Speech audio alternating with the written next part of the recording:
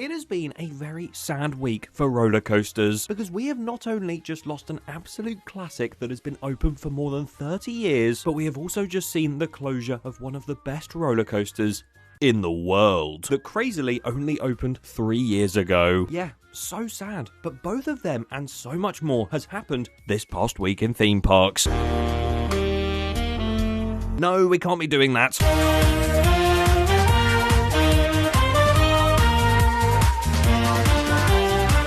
Welcome back to the series that has such good intro music that at least one of you was scared when I didn't play it. This past week in theme parks, where we take a look at news all across the world at theme parks in the past 7 days. And oh boy, there's a lot to catch up on, so make sure you watch till the end and make sure to subscribe to the channel as well if you haven't already. And sorry to interrupt, I very recently announced that I will be riding Rita at Alton Towers 100 times in a row in aid of the Alzheimer's Society, and every milestone we hit with donations, more laps will be added. So go and donate to the Just Giving page and check out rita100.com down below. Either way, let's get into the news. And we're going to start by travelling and picking up the quickfire news segment gun, which takes us on a one-stop trip to China, which if you're unaware, they actually have at a park called Land. They have a clone of the amazing beast of a roller coaster, Taron, in Germany. So don't get confused with this bit being European theme park news, because there's actually none of that this week. But that Taron clone, called All Speeds, actually shut earlier in the year, and everyone was like, oh,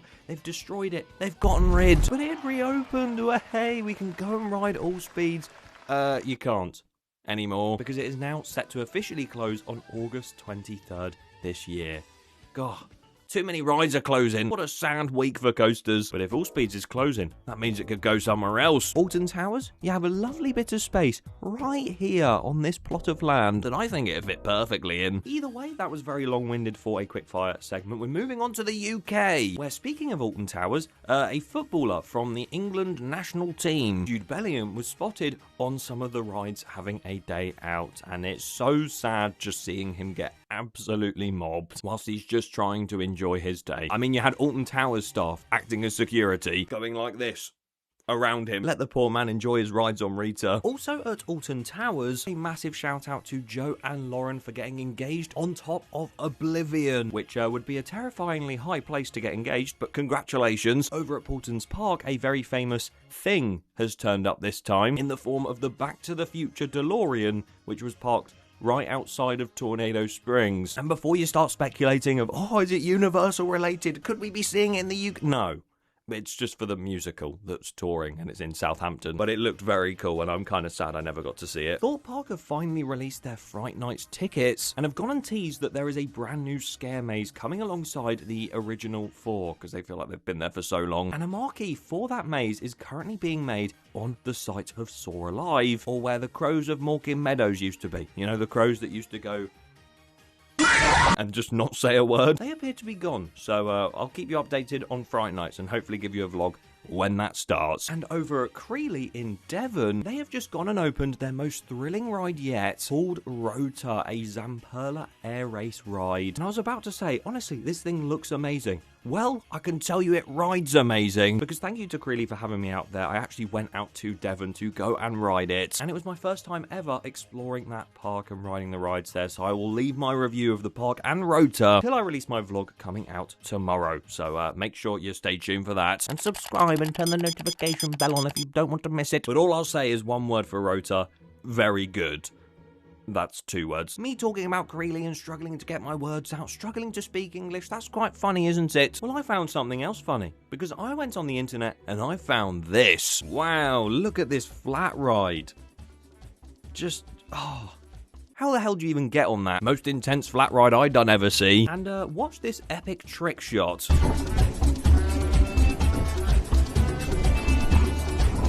There's no warnings on the ride restriction board saying you may get hit by a shoe on this ride. Of course, if I was there, I would have eaten it, but this person clearly got hit by it. Although, in fact, they didn't, because they actually ended up catching it and probably just gave it back to the person that the shoe belonged to. Although I would have just gone right back at them. But the coaster that happened on was in America, and now we are in America. Quite clearly. And we're going to start at Six Flags Great America. Last week they released this teaser trailer and it said Sotica on a wristband which everyone in the comments told me I was stupid, because that's clearly an anagram of coaster, bringing yet another roller coaster to that park, which appears to be, from the track and supports that have been delivered, a Vekoma suspended family coaster, which will be a perfect fit for that park. Another perfect fit for a perfect park, Night Flight Expedition at Dollywood, and they have finally announced a very delayed opening day of August the 19th. Carowinds are currently busy building Rip Roaring Falls, a brand new record-breaking super flume water ride that quite a lot of its 100-foot drop has now actually been installed. But whilst doing that, they're also working on clearing an area where the former Dinosaurs Alive used to be. Dinosaurs haven't been alive for a very long time, and neither has this plot of land by the looks of things, so I'm glad to see that that could be for something in the future. The Texas Tornado roller coaster, funnily enough, in Texas, somehow managed to stall right here, which looks like it would be physically impossible or a very low chance to do that, but it doesn't really help when the wheel assemblies between two of the cars detached and almost derailed the ride. Why are we seeing so many rides closing and now so many rides derailing? But everyone was evacuated from that and everyone seems to be okay. I'm not sure if everyone's okay at Disney World though, because for once there isn't actually a fire at Disney, but instead a fight, because in the Flight of Passage queue line at Animal Kingdom, a massive fight broke out. Have you got nothing better to do with your life? Just stand in the queue and wait like this, you know, move up when it's your turn. Don't just sit there and go, oh, I'm bored. As per usual, one of the most busy theme park chains we always seem to talk about on this series, Universal Studios, this time over in Orlando. They have been busy not only absolutely annihilating Poseidon's Fury and that whole area, which is now pretty much flat ground and ready for whatever they're building next, but they've also been very busy completing the track for Hollywood Drift. And it's got this insane inverted top hat that like spirals out, and I can't even explain it, and all these airtime hills, stalls, everything like that. It looks amazing, but there is a weird portion of the track where the support has met the track and it looks... what's happened there? But we have now reached the final two stories, which are very, very upsetting. Not like upsetting that I need to disclose, oh, you may get upset by watching this, depending on how connected you are to these roller coasters. Busch Gardens in Florida, in Tampa. They have now finally closed their absolute classic B&M sit-down roller coaster, Kumba. Having undergone this huge refurbishment last year to keep it running, and even having stated themselves that Kumba is here to stay, they announced not even a month ago that Kumba would be closing for good on the 2nd of August. And this video is being released many days after that.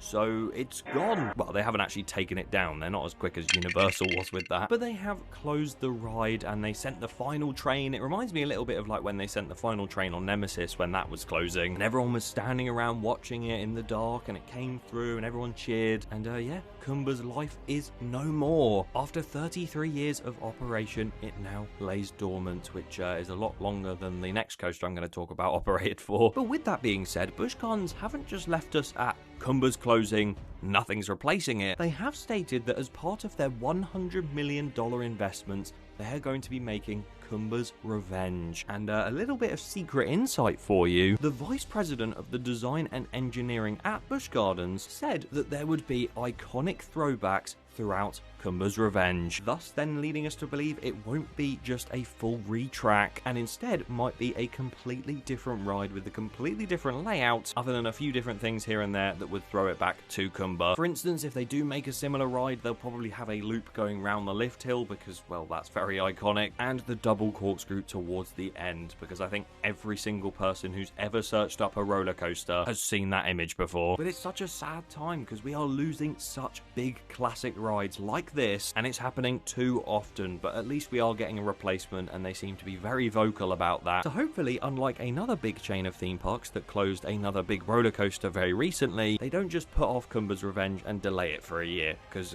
we know if it was owned by Six Flags, that would be what they would do. But 33 years that operated for.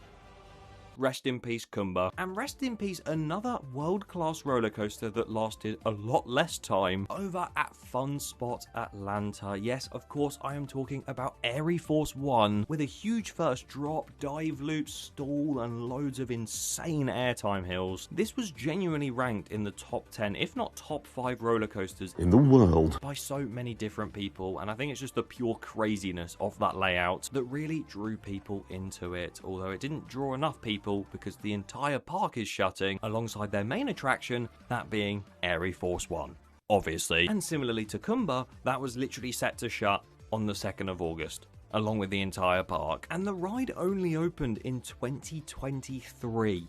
Yes, it's been 3 years and they're already closing this ride with the whole park. But because it's such a fan favourite and because it is so insane, surely it deserves a new home, right? Well, videos on its final day where everyone was having their final rides, and again there was loads of trains being sent out, everyone clapping and cheering. The Fun Spot America owner, known as Airy, you can see where the ride got its name from, picked up the microphone in the operator's cabin on the final few rides and told all the enthusiasts in the station that it's not going to be your last ride on Arieforce One. And that doesn't officially say that it's been sold to someone else, but the owner has officially stated to other news sources that he has received a lot of phone calls and emails from parties interested in the coaster, one of which being me.